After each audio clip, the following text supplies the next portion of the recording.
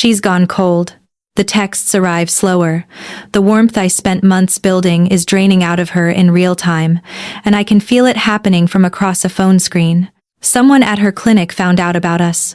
The prescription form that started everything is now in a file on someone's desk. Her career, 15 years of it, is on the line. And I am watching the woman I love choose her reputation over me. I'm on my kitchen floor at midnight, 7 digits in my hand she never meant to give me, asking myself if I was always going to lose her to the person she was before I walked into that exam room.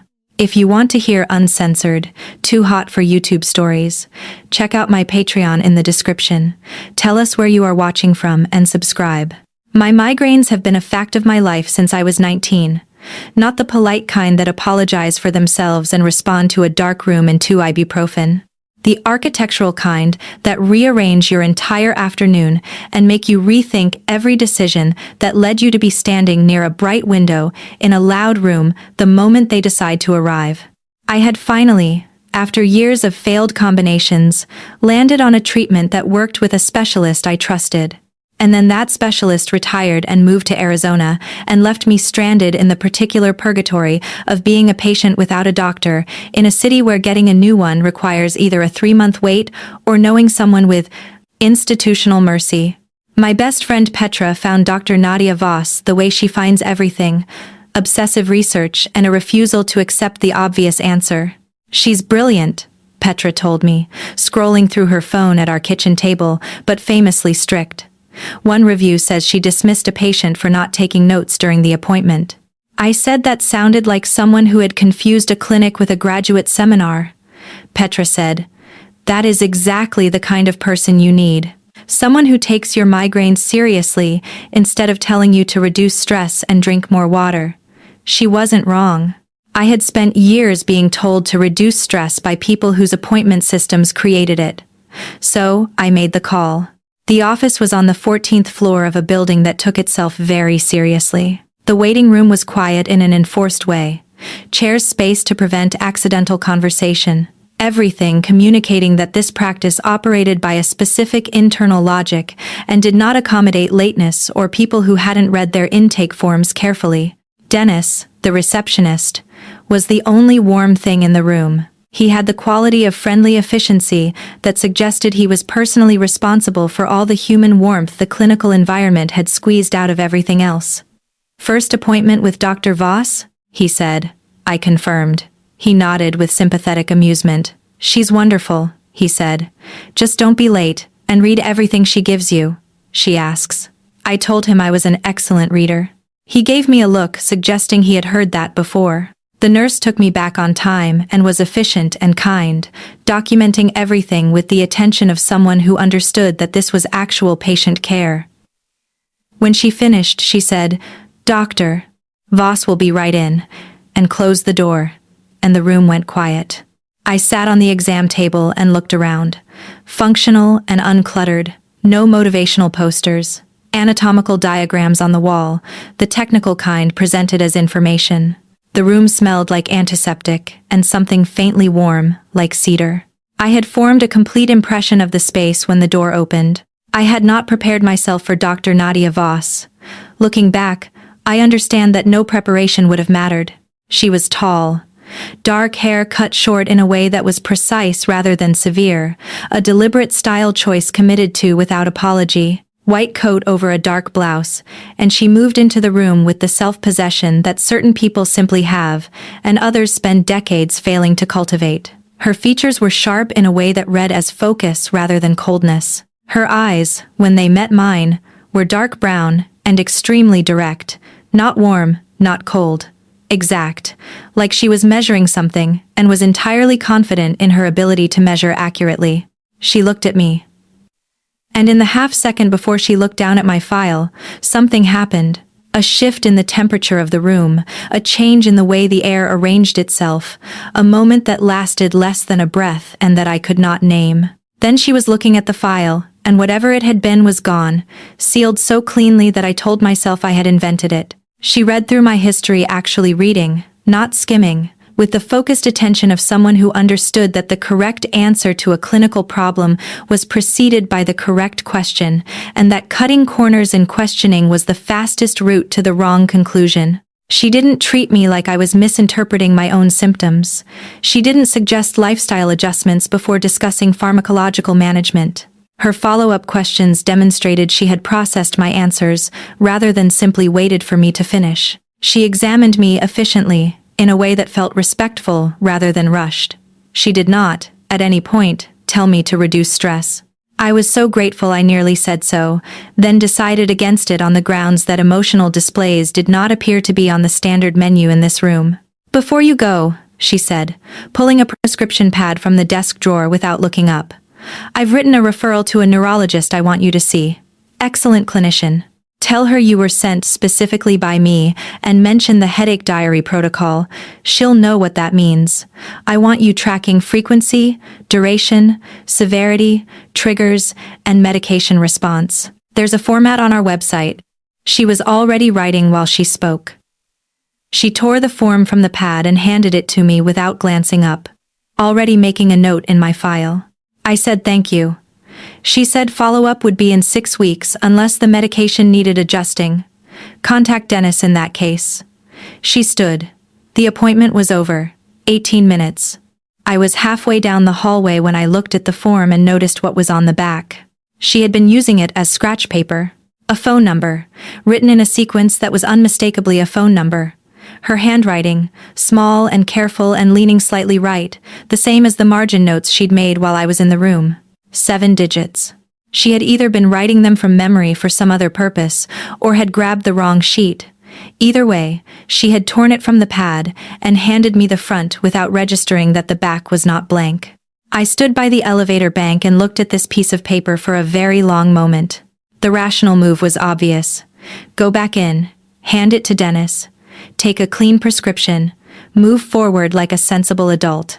I pressed the elevator button and did nothing rational.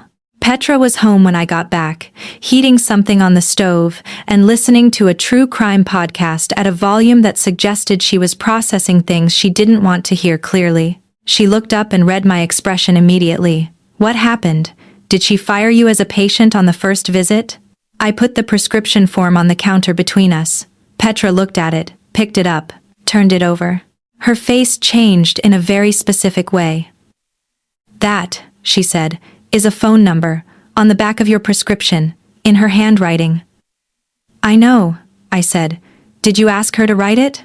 "No," I said. "I think she was using the form as scratch paper." "You think," Petra said, "or you hope?" "Both," I said honestly. "Both." Petra set the form down. "You have to text it," she said. "I cannot text my doctor's personal phone number." She wrote it on your prescription form. Either it was the most accidentally romantic thing to ever happen in a medical setting, or it was a mistake. Either way, you will never stop thinking about this unless you find out which. Text it. I didn't text it that night. I filled the prescription, came home, made dinner, watched something I couldn't remember the next morning, and went to bed and lay in the dark for an hour, thinking about the way Dr. Voss had read my file. The way her focus was total and not performative. The way something had opened in that room for less than a second and then closed. The way her handwriting leaned right on the back of a form I was still holding. I texted it the next morning at 9:10. I sat at my kitchen table and typed. "I think this number was written on the back of my prescription form by accident. I'm not sure if you meant to give it to me. I didn't want to not mention it in case it was something important." Then I stared at it for 4 minutes and pressed send.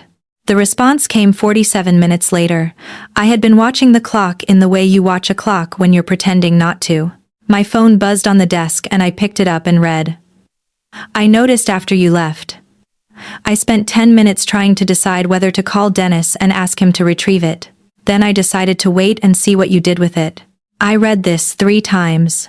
My heart, which had been behaving reasonably for 28 years, chose this moment to do something unreasonable. I typed, "What if I had given it to the pharmacist by accident?" Her response was almost immediate. "The pharmacist would have had no context and discarded it." "You clearly did not discard it," I wrote. I almost brought it back to the office. She said, "What stopped you?" I thought about all the true answers to that question and all the safe ones and the gap between them. Then I wrote, "Curiosity," and sent it before I could replace it with something more defensible. The silence after was longer, long enough that I put my phone down and picked it up again twice. Then, "That's a fair answer. It may also be mine." Then, "I should tell you that this is not something I do. This is not standard practice. This is not who I am as a professional."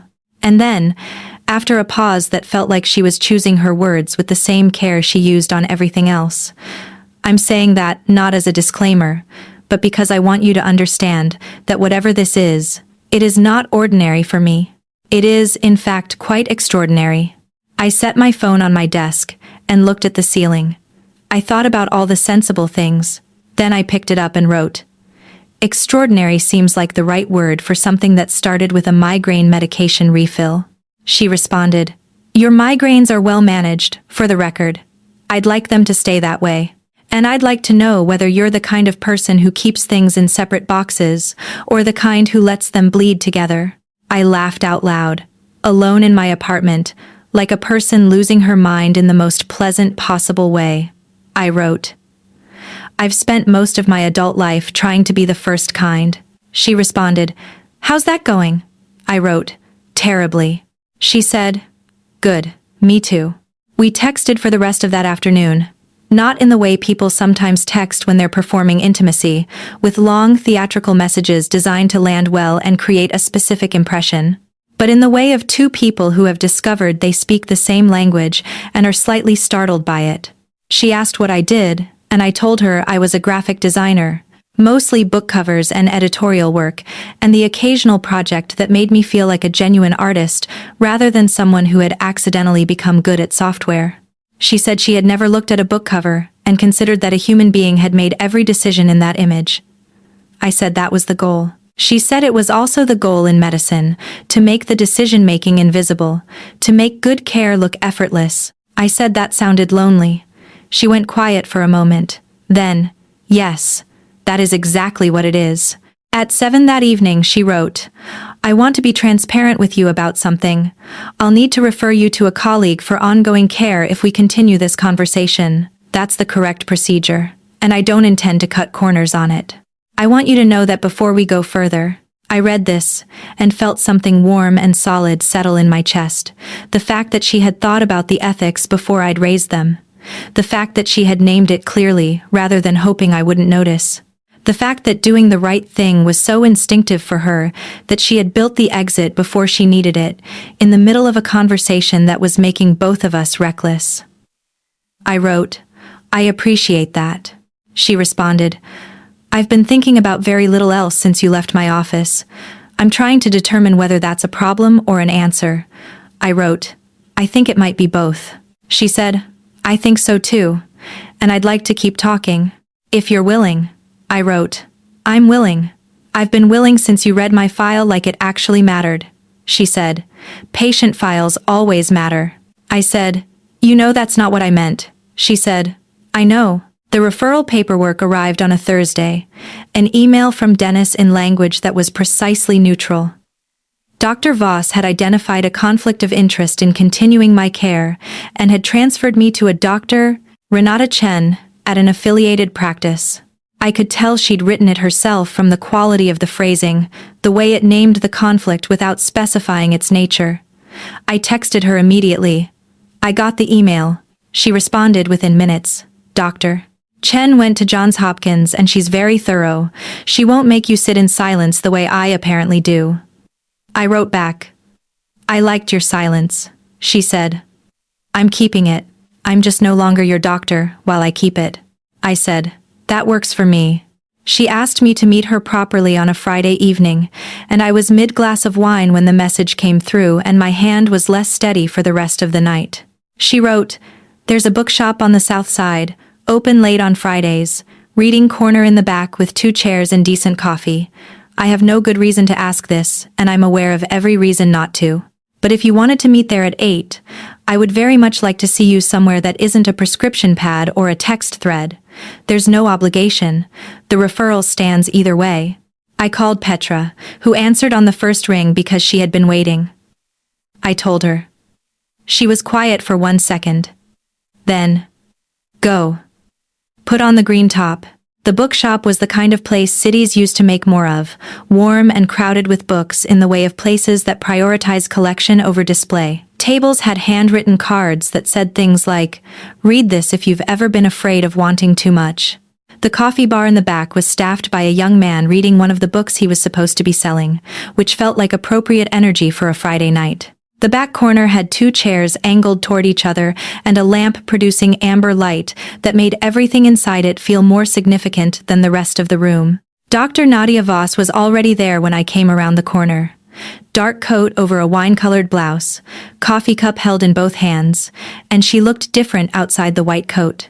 The precision was still there, it lived in her posture, and the lines of her face, and the way she held herself, but something else was visible now, too. Something the professional environment had been carefully containing.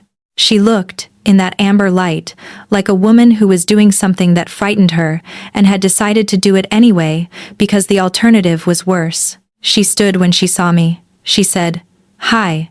Just that, with a tone that contained everything it needed to contain. I said, "Hi," and sat down across from her.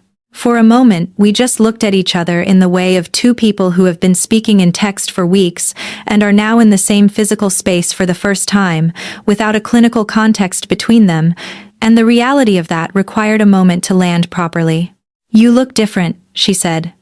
"Not as a judgment, as a fact," I said. "So do you," she said. "I mean without the migraine concern in your eyes. When you came into my office you looked like you were bracing for something," I said. "I usually am," she said. "I know. I noticed." She had already bought me a coffee, based on a question she'd texted 2 days earlier, asking whether I preferred hot or cold and how I took it, which I had answered without thinking, which she had apparently filed and acted on. The accuracy of it felt like a small, deliberate gesture, the kind that a person who pays full attention makes without turning it into a performance. I told her it was exactly right, she said. "I told you I look at things carefully." We talked for 2 hours, not the way people talk on first dates when they are presenting the optimized version of themselves. We talked the way Nadia and I had been talking over text, which was actually, she told me about her training, about the specific loneliness of being someone who was excellent at the work and had nothing left over for anything else, and how that had become an identity she wore without ever questioning whether it fit.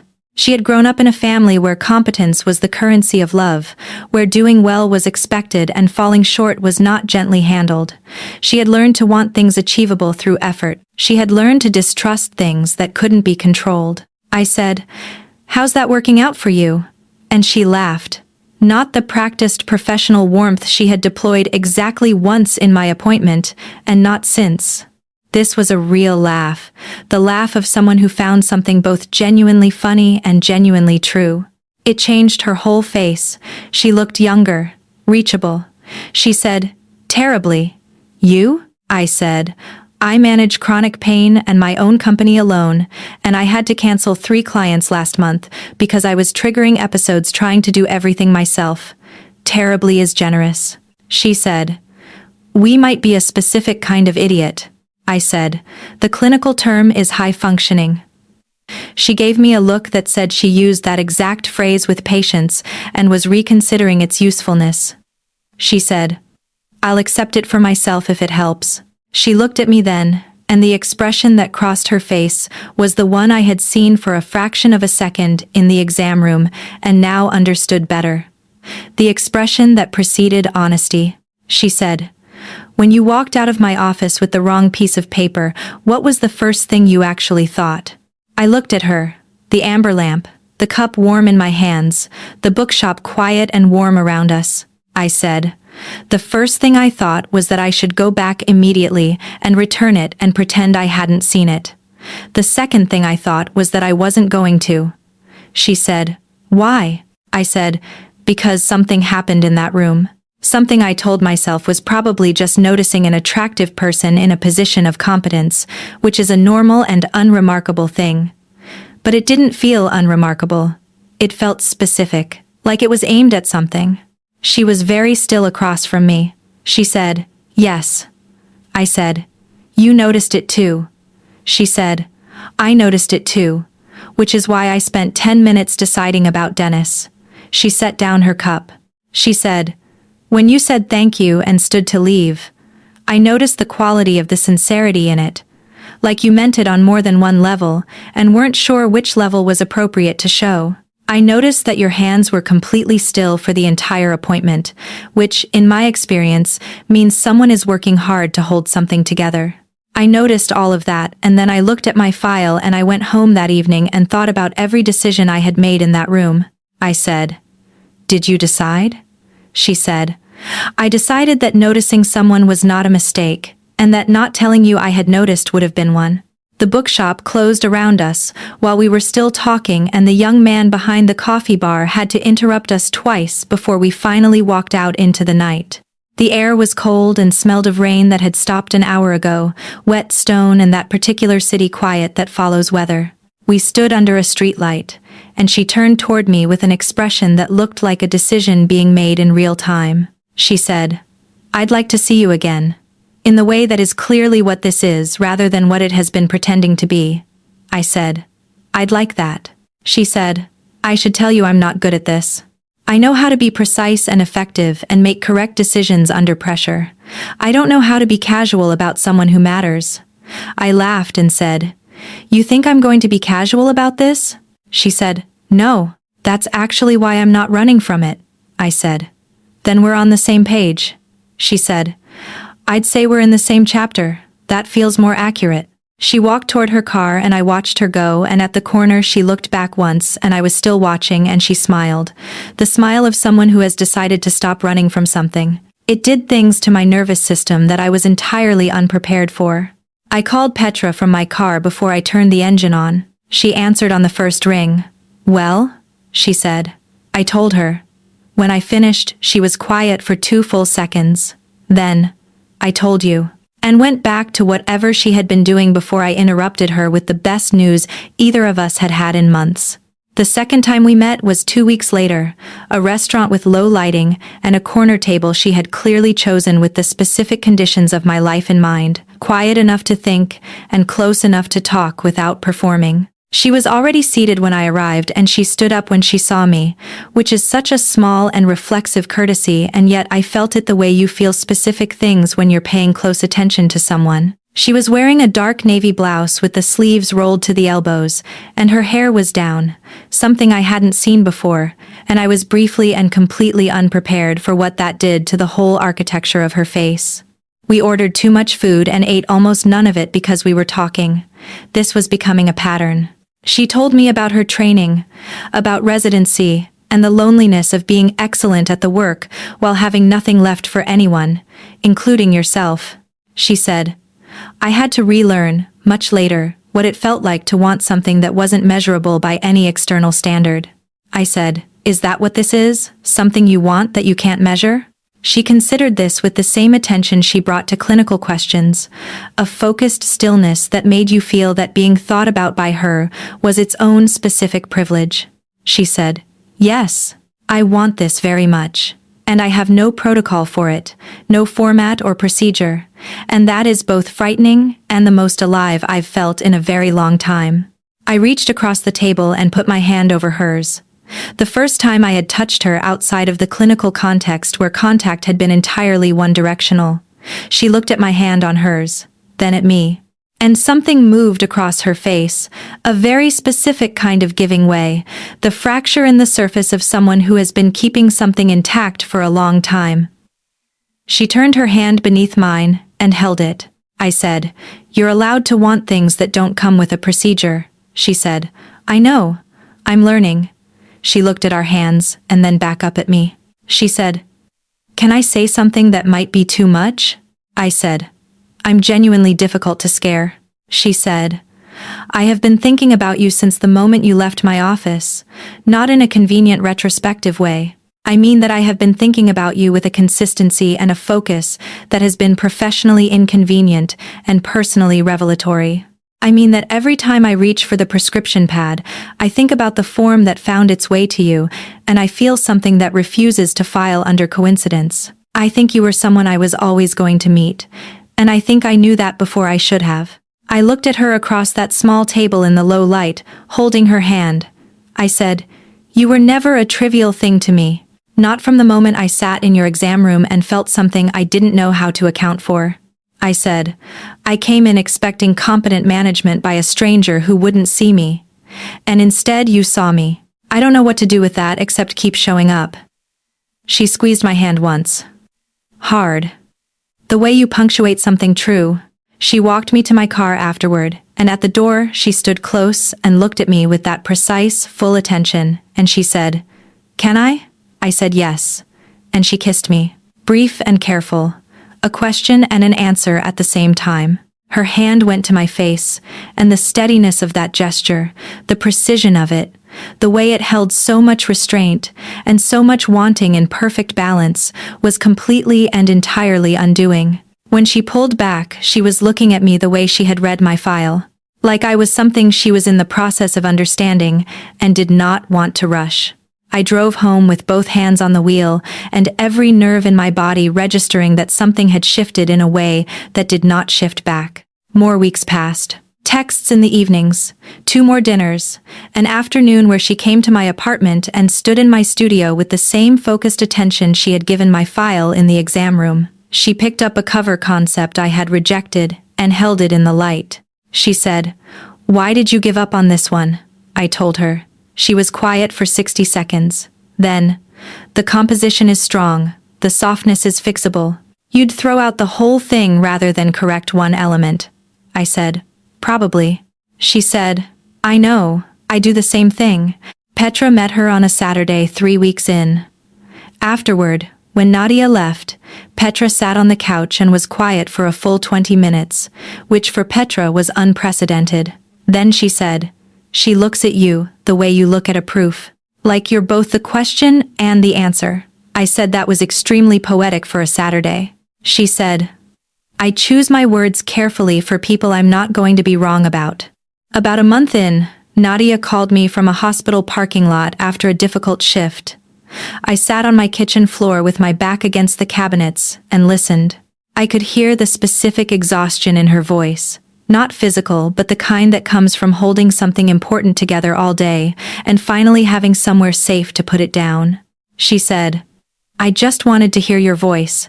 That's the whole reason I called. I didn't have anything particular to say. I just wanted to hear you." Something about that landed with a weight I hadn't prepared for. No one had ever said that to me, with that particular quality behind it. No one had wanted my voice as a thing in itself, separate from information or exchange. Just my voice, as something they needed in their ear at the end of a hard day. I said, "I'm here."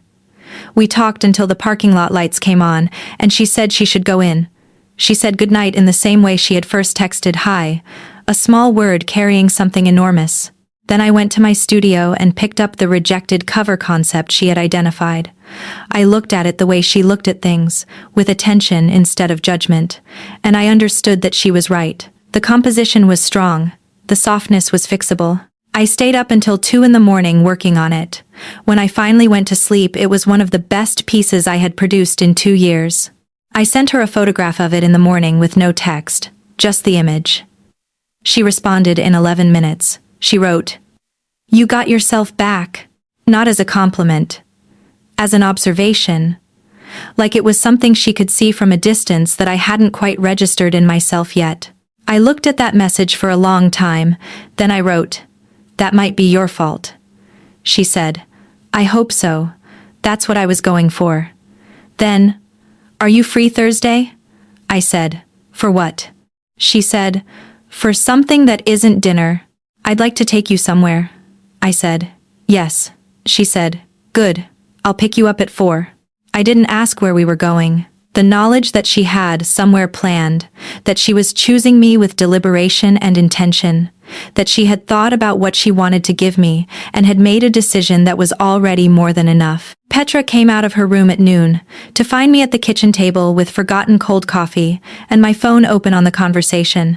She looked at me for one moment and said, "You have the face. The face of someone trying to protect themselves from something they've already decided not to protect themselves from." She sat down and poured herself coffee from my abandoned pot. She said, "You're going to fall for her completely." I said, "I think I might already be there." She said, "I know. I've known since you put that prescription form on the counter. Stop protecting the feeling. Start living in it." The prescription form was still on my desk. I had kept it without making a deliberate decision to. It was just there, folded once, between a stack of reference books and a jar of pencils I never actually used.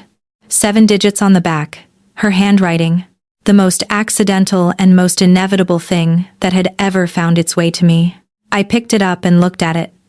The medication on the front, the most routine clinical document in the world, and on the back, in small, careful, rightward-leaning script, a number that had opened something, that had given me, without intention or plan, a woman who paid attention to everything and had turned that attention on me.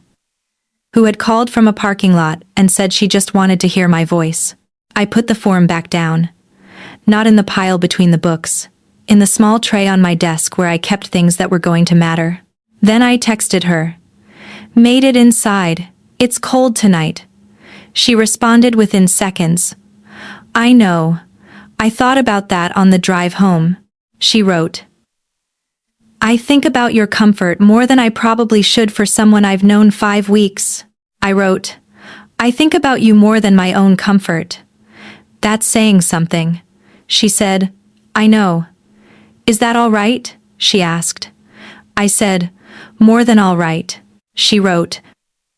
I read my name in her text, the precision of it, and I understood that I was going to be very thoroughly, very completely undone by this woman, and that there was nothing I could do about it, and nothing I wanted to do about it, and that it was exactly and precisely the right thing to be. Good night, Nadia. Some things begin in the most ordinary offices, on the most routine afternoons, with the most unremarkable paperwork. Some things begin with 7 digits on the back of a form that was never meant to carry them. Some things begin with a woman reading your file like it genuinely matters, like the specific facts of your existence are worth understanding rather than just managing. Like you are, in fact, worth seeing. And when that happens, and when you're brave enough to hold the number rather than return it, you discover that what you walked into expecting to be clinical and forgettable is, in fact, the first sentence of the longest and best story of your life. I was already 4 chapters in, and the best part hadn't started yet. Thursday came with low gray clouds and the clean, insistent cold that shows up in November, like it owns the month.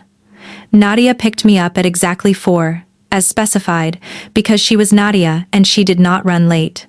She drove north, which was the direction she hadn't specified, and after 20 minutes, she turned onto a street I didn't know and parked in front of a building with large windows and a discreet sign. A gallery. Warm light inside, visible through the glass. She had mentioned a friend once, in the middle of a long text conversation, who curated art. I had taken this as an aside. I was beginning to understand that nothing Nadia mentioned was an aside. Her friend's name was Ren, and he greeted Nadia with the ease of long familiarity and greeted me with the frankness of someone who had heard about me, which he clearly had, because he said, "So you're the prescription." Nadia gave him a look that could have stopped traffic. He held his hands up and said, "I'm just happy to finally meet the person who made her pick up the phone." The show was photographs, large format, images of women at work in environments allowed to be themselves messy, lit by industry, unself-conscious, a marine biologist with her forehead almost touching the tank glass, an architect at a drafting table covered in small disasters, a woman welding something enormous, her face behind a mask but her whole posture expressing something like joy. They were not glamorized, they were not diminished, they were simply there, fully present inside whatever they were doing, and that presence was the thing the camera had caught.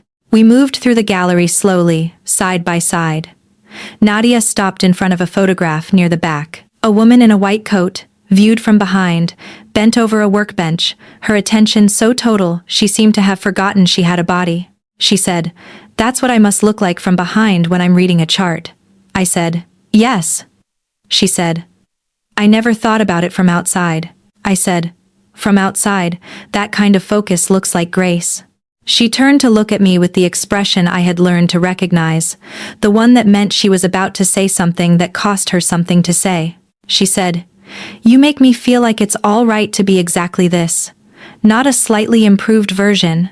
Just exactly this person. Do you know how rare that is?" I said, "I know." She reached out and took my hand there in the gallery and held it without a word, in the way people hold things they don't want to set down. Ren had the excellent quality of knowing when he was not needed and disappeared into the back rooms. The gallery was entirely ours for another hour, and we used it the way you use a space you know you will leave, with a specific quality of attention. At some point, we ended up in front of the last photograph in the show, a wide image of a window at night, light pouring out onto dark, wet pavement below, and two silhouettes through the glass, facing each other, neither moving. The space between them charged with something the camera had caught, but not named. Nadia said, "That one was taken by accident." Ren told me the photographer was setting up the window itself and didn't notice the people inside until she developed it. She said the accident was better than the thing she'd intended. I looked at the silhouettes. I said, "Some accidents are." She turned toward me, and her eyes were very steady, and the distance between us was smaller than it had been. She said, "I want to be honest with you." She said, "I am not someone who does things impulsively. I plan everything. I am very careful about actions and consequences, and I have been careful with this. With you, I have tried to do everything in the right order, and even so, I feel like I'm standing at the edge of something that does not have a procedure." She said, "I'm not frightened by you. I'm frightened by how much I want this to go well." I stepped toward her. I said, "Then let it go well." She said, "It's not that simple." I said, "It is, actually. Not easy, but simple." She looked at me. I put my hand against her face, and she went very still, and I kissed her. Not brief this time, not a question. An answer. She made a small sound that I felt against my mouth, something between surprise and recognition, and then she kissed me back with the focused attention she brought to everything she cared about, and it was the most thorough and the most complete attention I had ever been given, and I was shaking by the time we pulled apart. Her forehead dropped to mine. We stood there in the gallery with our foreheads touching and our breathing uneven, and the photographs around us, those women fully present inside their lives, and I thought, "This is what that looks like from the inside." She said quietly, "I have wanted to do that for a very long time." I said, "I know.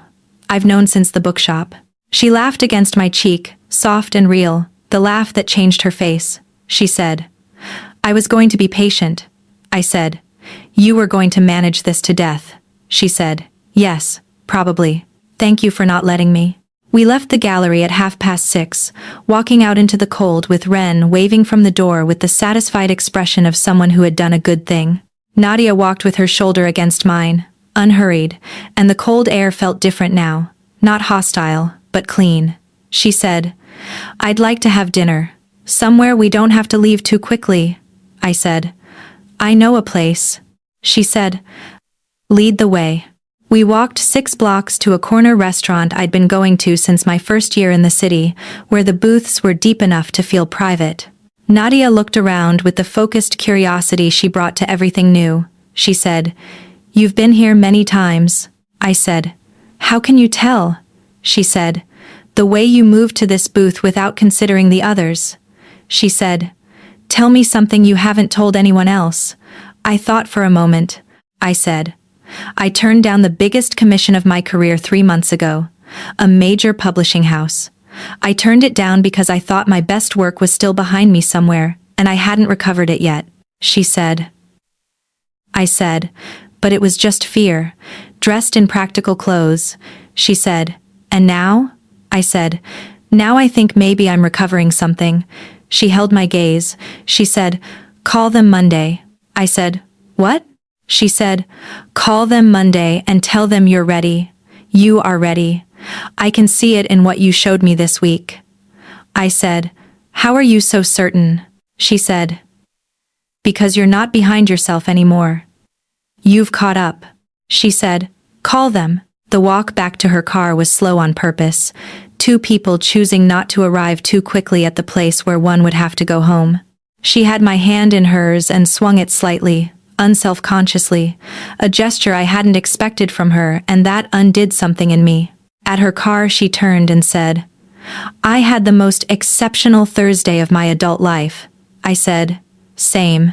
She kissed me once on the cheek, her cold hand against the other side of my face, and got in the car, and I stood on the sidewalk for another 30 seconds in the cold, because the air smelled like that night, and I didn't want to stop being inside it. The next morning I called the publishing house. They said yes. The trouble came 10 days later. Nadia's texts over those days had not been wrong exactly, but they had been different, a few degrees cooler, responses a beat slower, the ease gone from them in a way that once noticed could not be unnoticed. I asked about it on a Wednesday evening. I texted, you feel further away than usual. Is everything all right? She took 40 minutes to respond, which had never happened before. She wrote, there's something at work I'm navigating. It's fine. I'll tell you about it when I understand it better. I wrote, I'm here. She said, I know. That was all she said for 2 days. She still texted, but there was something deliberate in the temperature of what she was sending me, and I recognized that deliberateness. I had seen it before in people who were preparing to do something they didn't want to do, and were trying to make it land gently. Petra named it on Friday evening while I was standing in the kitchen not eating the dinner I'd made. She said, she's pulling back. I said, I don't know that for certain. Petra said, you've been staring at that pan for 7 minutes without stirring. You know. I said, I think something happened at work. Something that made her remember why this is complicated. Petra said, what are you going to do? I said, give her space until I can't anymore, then go find her. I gave it until Sunday. By Sunday evening, I was sitting on my kitchen floor again, and I looked at my phone with the stillness of someone who has made a decision and is sitting with it before executing it. I texted her, I'm not going anywhere. I need you to know that before anything else. Whatever is happening, I'd rather be in it with you than waiting outside it. She responded in 2 minutes, the fastest she had responded in 10 days. She wrote, I know. She wrote, can I call you? I said, yes. She called from her apartment, somewhere quiet. She said, someone at the practice flagged the referral. The timeline. Doctor. Chen had mentioned it to a mutual colleague, not maliciously, just in the context of a case discussion. That colleague put together the timeline and understood what a conflict of interest, in this context, probably meant. She said, I have been called into a conversation with the practice director, Tuesday.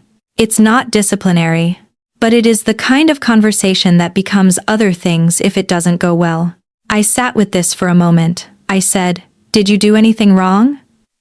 She said, no. The referral was made correctly. The timeline is clean. There was no patient-provider relationship of any kind when we met outside the clinic. I acted by every letter of the professional standard, she said.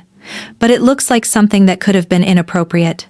And in my field, how something looks carries its own weight independent of what actually happened. I said, Nadia, look at me. I know you can't see me, but I need you to hear this. You did everything right. You built the exit before you needed it. You can't control how it looks to someone who doesn't know the full story. What you can control is telling the full story to the person who is asking for it. She was quiet for a moment. Then she said, I know all of that.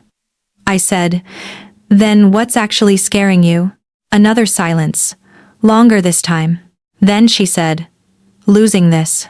She said, I'm afraid that if this becomes enough of a thing at work, if it becomes enough of a conversation, I'll be standing in front of a choice between protecting the professional identity I've spent 15 years building and protecting something that has come to matter more to me than I anticipated. She said, and I don't know what I would choose. She said, that terrifies me. I said, why? She said, because it means you matter more than I budgeted for. I held the phone and let that sentence exist in the quiet for a moment. Then I said, that's not a problem. She said, It feels like one. I said, only if you're planning to decide by yourself. She went very quiet. I said, you keep building the exit, Nadia. You built it on the prescription form. You built it into the referral email. You built it into every careful text. You are excellent at building exits. But you don't have to use this one, she said. And if the practice decides there was impropriety? I said, there wasn't. You know that. I know that. The facts know that. Go into that meeting on Tuesday and tell the truth exactly as it happened and trust that the truth is enough, because it is. And whatever happens, you are not navigating it alone. That's the thing you keep forgetting. You are not alone in this. She made a sound that was very quiet and very controlled, and that told me she was working harder than usual to hold something together. She said, I'm not very good at not being alone in things. I said, I know. I've noticed. She said, that's a polite way of saying you've noticed that I'm terrible at it. I said what I meant. You're not good at it yet. Yet is the operative word. She exhaled. She said, I don't want to lose this. I said, then don't. Show up on Tuesday, tell the truth, and then come find me. She said, okay. She said it the way she had said okay the first time, like a decision that had been under construction for a long time and had finally clicked into place. Tuesday came and went without word from her during the day, which I expected, and I worked on the new commission, the publishing project I had called about on the Friday after the gallery, and I worked well because the work had started coming back in the way that work comes back when you have stopped being afraid of it. At 4 p.m, a text. She wrote, it's fine. Timeline was reviewed. The practice director was satisfied that the referral was handled appropriately and that nothing occurred during the patient-provider relationship. She wrote, it's fine, Cleo. I wrote back, of course it is. You did everything right. She wrote, I want to see you. I wrote, I'll be here. She came over that evening with wine she had clearly chosen carefully, and takeout from the Thai place near my apartment that she had remembered me mentioning 2 weeks ago in a conversation about comfort food which she had filed and acted on, because that was exactly who she was. She set everything on my kitchen counter and stood there for a moment with an expression more open than I had ever seen on her face, more unguarded. Like the last of the professional armor had been set down somewhere between the parking lot and my door. I said, are you all right? She said, I did something on the way over. I said, what? She said, I told Dennis, my receptionist. I told him I had developed a personal relationship with a former patient, that it had been handled appropriately, and that I am no longer hiding it. I said, what did Dennis say? She said, he said, I know. I noticed in November, and I ordered your intake forms an extra copy that week to give you something to focus on because I thought you were going to combust in the waiting room. We stared at each other. I said, Dennis has known since November, she said. Apparently Dennis has known since November. There was a pause. Then we both laughed. The kind of laughter that is also relief. She crossed the kitchen and held my face in both hands and said, I'm not afraid of loving you. She said it like a medical fact, like she had examined the evidence and arrived at the correct conclusion. She said, I'm afraid of how completely I already do.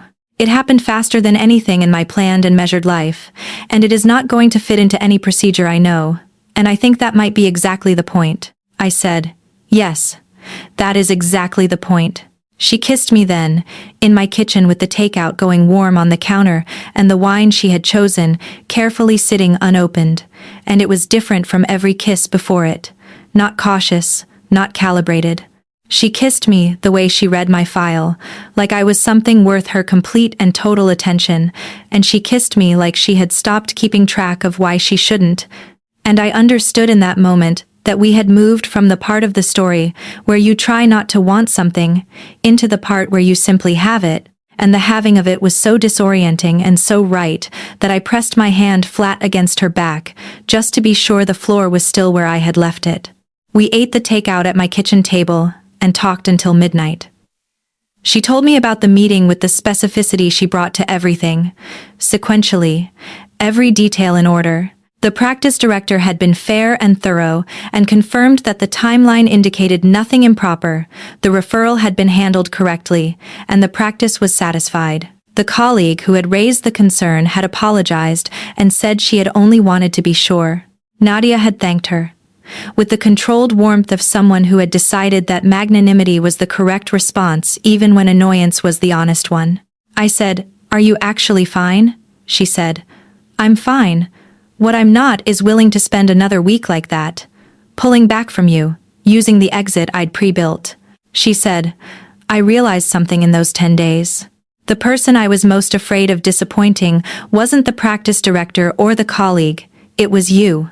I was afraid of being the kind of person who would choose professional safety over someone who had already made herself available to be loved. I was afraid you'd watch me do it and know what it meant."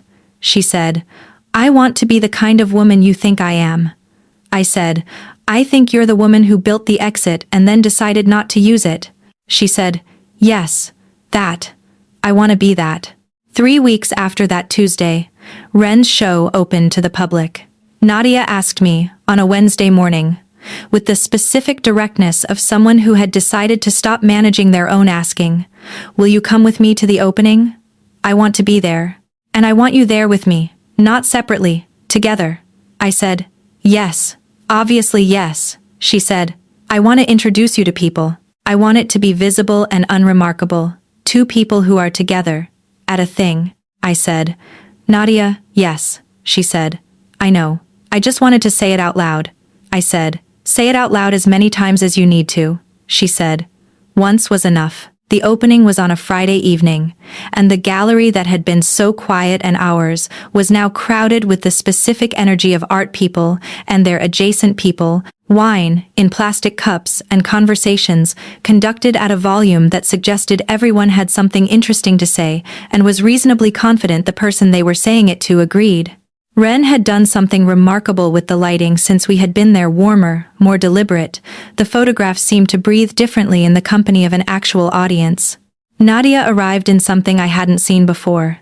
A deep plum blouse and dark trousers, and she looked like the specific version of herself that she only showed when she had decided she was exactly where she should be. She found me near the door and came to where I was standing, and she tucked her hand into the crook of my arm, simply, without announcement, the way you do a thing you have decided to stop treating as significant, like it was just the natural place for her hand to be. Ren found us near the photograph of the woman at the welding mask, and he hugged us both and said, in a voice that carried, "You made it." He said, "I want to introduce you to some people." And he steered us into the room and began making introductions with the easy sociability of someone who genuinely liked connecting humans to each other.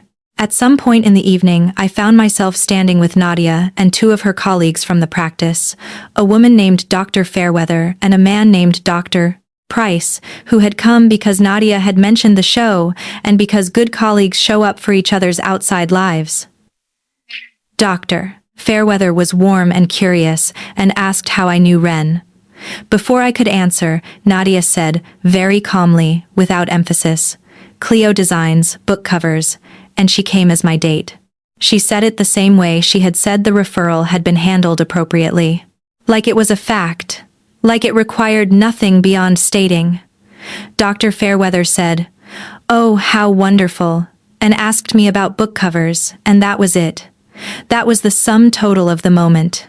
Two colleagues, a glass of wine, a plum blouse, and a sentence said like it was obvious. And it was obvious. That was the whole point. Later in the evening, standing in front of the photograph of the two silhouettes in the window, the accident that had been better than the intended shot, Nadia said, "This one is mine." I said, "What do you mean?" She said, "I bought it, this afternoon. Before the opening. Ren is having it framed for me." I looked at the photograph, the two figures facing each other through the window, the charged distance between them, the light pouring out from somewhere inside. I said, "Why that one?" She said, "Because the photographer wasn't trying to take that picture. She was doing something else entirely and turned around and found this." She said, "It felt appropriate."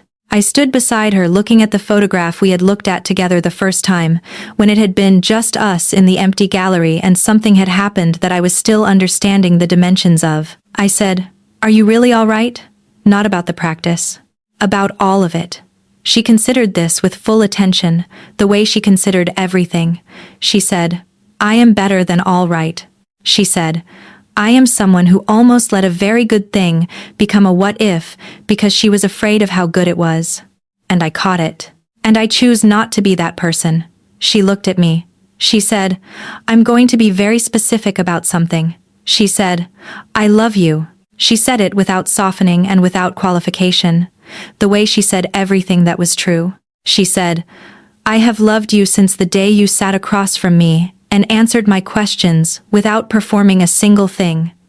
And I noticed that you had been bracing for the whole appointment and then slowly stopped bracing, and I thought, I want to be the kind of place where she doesn't have to brace." I said, "You are." She said, "Good." She said, "That's what I was going for." I reached out and straightened the collar of her plum blouse, a small, unnecessary adjustment, an excuse to touch her. She didn't move. She let me. I said, "I love you too." I said it the way you say something you have known for a while and have simply been waiting for the correct moment to say. She said, "I know." I said, "You're annoyingly perceptive." She said, "It's the job." Then she smiled, and it was the real one, the one that made her look like someone who had chosen to be happy and was genuinely surprised by how well it fit. The months that followed were made of the ordinary materials of a life rearranged around something that matters. Nadia came to my apartment on Sunday mornings and made coffee with the precision she brought to everything, exactly as I needed it.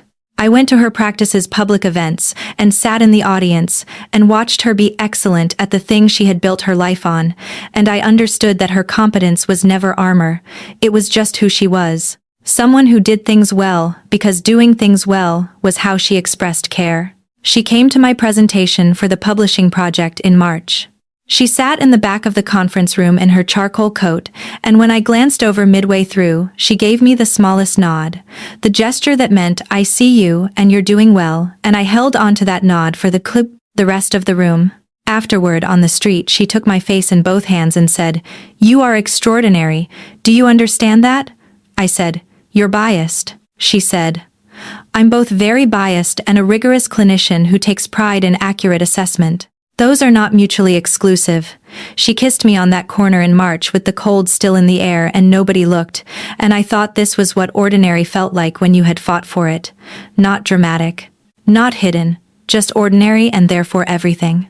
Dennis, it turned out, had been keeping a running total. He told us at Nadia's practice holiday party in December that he had known from my second appointment, the moment I came in under the whooping cough notification, and he looked at my name in the system and went to tell Nadia, and she had gone. For the first time in the 6 years he had worked for her, very slightly pink. He said, "She never goes pink." I have never once in 6 years seen that woman go pink. I knew immediately. I told Petra this story at my kitchen table afterward. She said, "So Dennis and I both knew before you did." I said, "That seems to be the case." She said, "You were always the last to understand your own stories." She said, "I mean it with love." There is a particular evening I keep returning to. February. One of the slow Sundays that had become the architecture of our regular life. Nadia was at my kitchen table reading something on her tablet, and I was in my studio working on the second publishing project, a novel about a woman who had spent 30 years building a life, and then found that the life didn't fit anymore. It was good work. Hard and good. At some point, I walked out to get water, and she looked up from her tablet and said, "Finished?" I said, "For tonight." She said, "Come here." I went to where she was sitting, and she pulled me down beside her and put her arm around me and went back to reading. That was the whole moment. Entirely ordinary. I sat there with her arm around me, and the apartment quiet, and thought about the prescription form still in its tray on my desk, carrying its 7 digits in careful, rightward-leaning script, and I thought about the 18 minutes in a beige exam room, and the 47 minutes watching a clock and the amber lamp in the bookshop corner. I thought about the way she had built the exit on every piece of paper she touched, and then, finally, decided not to use it. I said, without planning to, "Can I ask you something?" She said, "Always." I said, "Do you regret any of it? The procedure of it, the care you had to take, the complication at work?" She put her tablet down and considered this with the thoroughness she always brought to questions that deserved it. She said, "No, not a moment of it." She said, "Every choice I made was the right choice for the moment I was in. The referral was right. The careful texts were right. Even the 10 days of fear were right, because they showed me exactly what I was most afraid to lose." She said, "I don't regret any of it. I learned something in all of it." I said, "What?" She said, "That I am capable of loving something more than I am afraid of losing it." She said, "That took me 38 years to learn, and you taught it to me inside of 6 months. And that is, if we are being statistically precise about it, the fastest I have ever learned anything." I laughed. She smiled. She picked her tablet back up, and I sat there in the ordinary February quiet and thought that this was what people meant when they said they were exactly where they were supposed to be. Not a destination, not the end of something, just a moment so settled and so right that the world seemed to have reorganized itself around it without making any noise about the reorganization. I went back to the studio eventually and opened the cover file and looked at it for a while. It was good.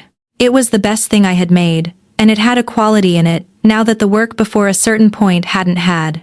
Something that was not technique, but was something adjacent to bravery, the quality of work made by someone who had stopped bracing. Dennis could probably see it. Petra had definitely seen it. Nadia had named it before I had, with 3 words that were the most precisely devastating thing anyone had said to me: "You got yourself back." I saved the file and closed the laptop and went back to the kitchen where she was still reading, and I pulled the chair close to hers and sat down, and I said, "I'm going to tell you something that might sound disproportionate." She looked at me over her tablet. I said, "I think you saved my life." She said, "Cleo, I refilled your prescription." I said, "I know." She said, "That's a very small act of medicine." I said, "I know." She said, "And yet." I said, "And yet. Here we are." She set the tablet down entirely. She looked at me the way she had looked at me every time it mattered, complete attention, nothing held back. She said, "Then I'll tell you something too." She said, "You gave me permission." I said, "For what?" She said, "For all of it. For wanting things outside the procedure. For being someone who felt things I couldn't measure. For choosing the person over the reputation when it came to it." She said, "I did not know I was allowed to do any of that. You showed me, by doing it yourself, that it was allowed." She reached across and took my hand on the kitchen table. She said, "We gave each other permission." "I think that's actually what happened," I said. "That's a very precise way of saying it," she said. "It's the job." We sat in the kitchen with her hand over mine, and the Sunday around us, ordinary and complete, and I thought about what it meant to be a person who had walked into a routine appointment expecting nothing and had walked out holding something she didn't know she needed. I thought about the 7 digits on the back of the form. I thought about all the exits that had been built and the single irreversible decision to finally stop using them. I thought, this is what you find when you stop bracing. This is what is waiting on the other side of the routine and the careful and the managed. This is the thing you walk into when you hold the number instead of returning it. A woman who sees you, a woman who reads your life like it matters, and arrives with your coffee exactly right, and says, "I love you," the way she says everything true, without softening, without apology, precisely and completely. A woman who builds the exit and then, on a Thursday in November with her forehead against yours in an empty gallery, decides, finally, with full information and complete awareness of the cost, to stay. Some prescriptions cure what they're written for. Some accidentally cure something else entirely. This one gave me back the version of myself I had forgotten I was allowed to be. The one who wasn't bracing. The one who called the publishing house and said yes.